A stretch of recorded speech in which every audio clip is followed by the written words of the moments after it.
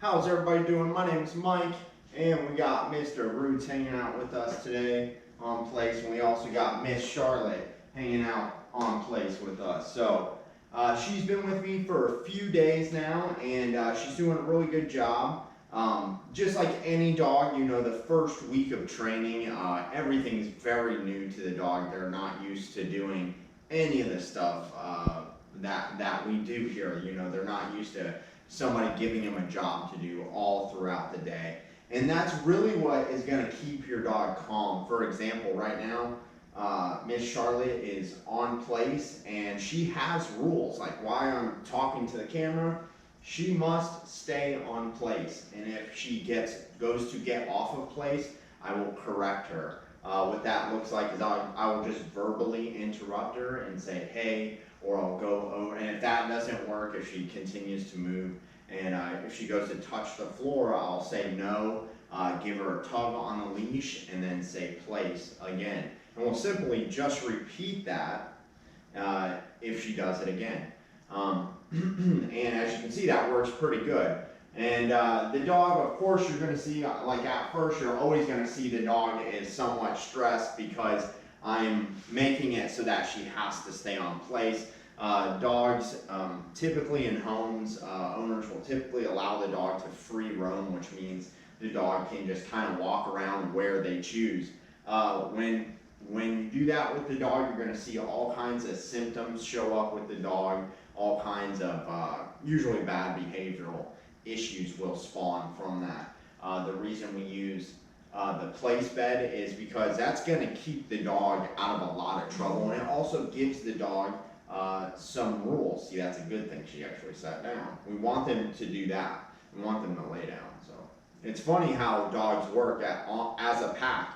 If you look at what just happened, you can even rewind it. I believe what just happened is my dog went from, she was standing, he was sitting. So he was at, they have three positions: sit, stand, or lay down. So each position means something. If they're standing, they're pretty excited. If they're sitting, they're halfway calmer. And if they're down, they're much calmer.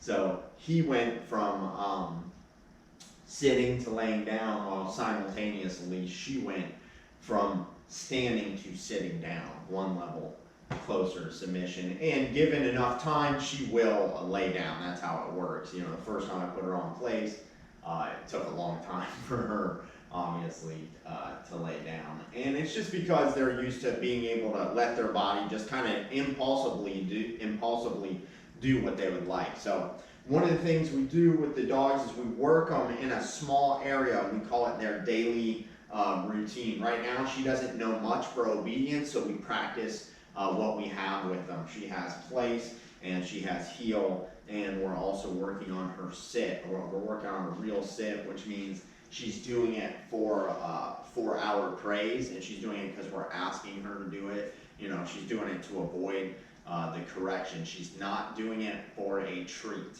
We want them to do it for our praise and teach them that's how they earn our praise, and that's going to give you a much more organic relationship with your dog. So we'll go ahead and get started with her. So just because I pick up the leash does not mean she's allowed to leave place. I have to invite her off of place. The idea when we start training a dog is to start controlling everything they do. We make decisions for them so they don't make decisions. If we let the dog jump off a place when we grab the leash, then the dog's going to think it's okay to make decisions like, oh, I can bark or I can just leave my place, you know. So they have to wait until we invite them. Okay, heel. And if she doesn't come right with me, she does. She just moves slow. Heel. We use the leash, heel, to get the dog. Good girl. Good sit. I'm rewarding her because she sat before I asked her to sit.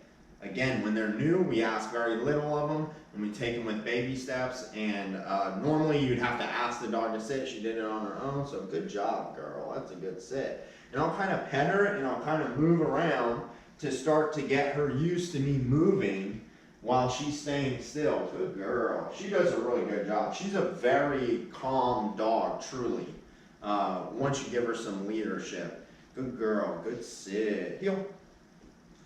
Good girl. So remember to move very slow with the dogs and reward them for things. Sit. Good girl. Good sit. Place.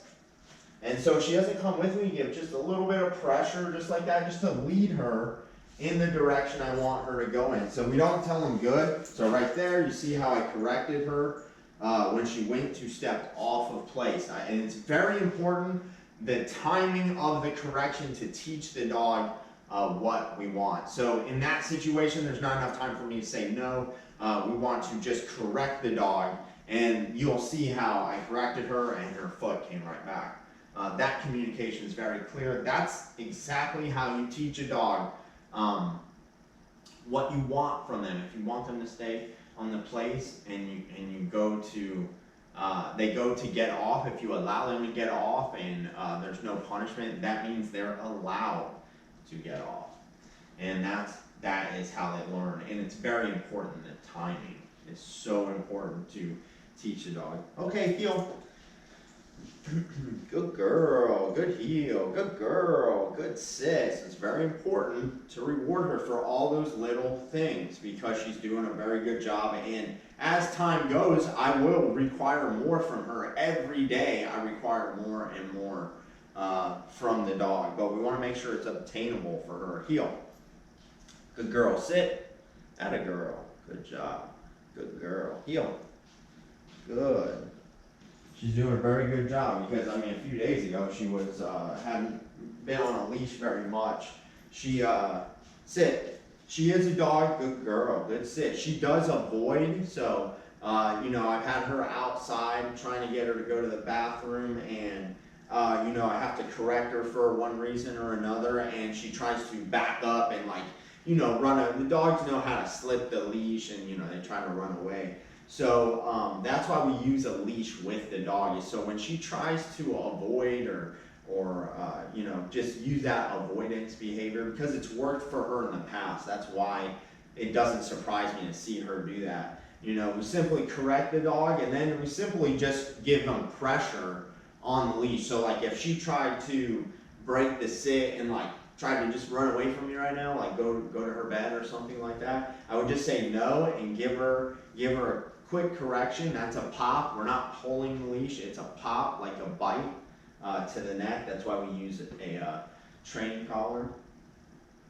We would simply correct the dog, and then we would just hold pressure if the dog continued to do anything else on the leash. We would just hold light pressure, and when the dog stops and looks at me, that's when I will release the pressure. So that is, again, that's timing, and we're communicating to the dog what we want through the leash. And that's how dogs communicate. It's not through English. It's not, you can't yell things at them. You must use a leash in the proper way to communicate what you want to the dog, and then pair your behavior verbally and your body language to the work you're doing with the leash. Good girl, good sit. She's doing a great job holding the sit. Heel.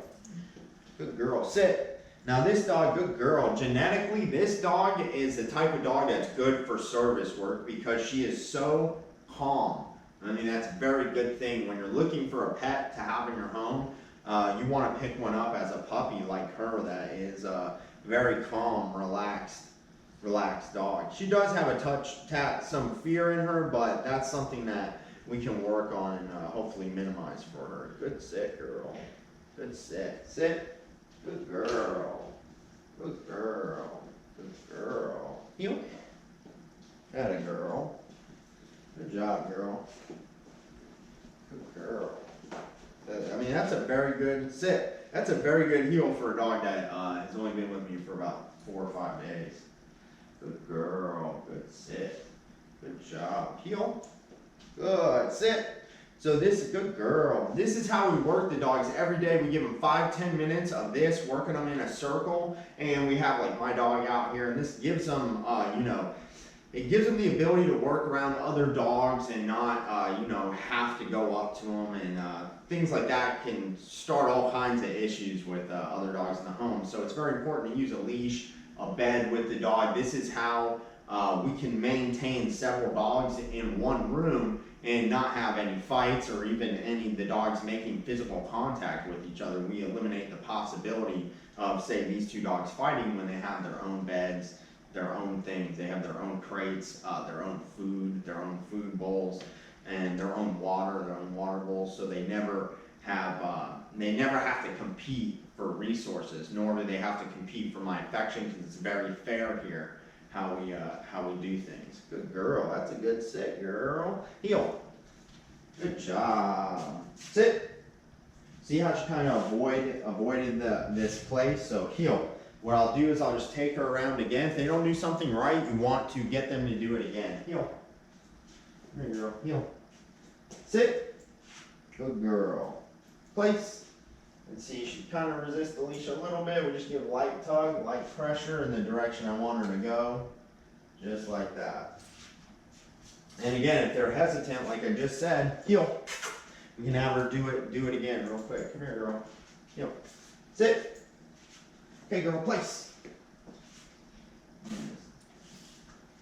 Just like that. And so anything the dog's not good at, so say like I notice she's a little hesitant to get on the place, what I'll do is later on tonight or tomorrow, that will be what I practice with her, just taking her on and off a place. So whatever your dog's like not good at is what you want to create, basically like a drill or an exercise that you can do with your dog. So identify the weak spots in your dog's obedience, and then you want to use that to that can now be the thing you work on. So you can tighten up any weak area in your dog's obedience, because this is how you're going to get your dog through daily life without being frustrated with behavioral issues. This is how you're going to have a dog that's like a service dog that will relax, lay on a bed, not bark and run around the home constantly. So they got to have a job, and we either have them in the crate, on place, or next to us on the leash, working in the home, or going to the bathroom outside. And that's pretty much it. And as long as they have a job, you're going to see a dog that doesn't have so many symptoms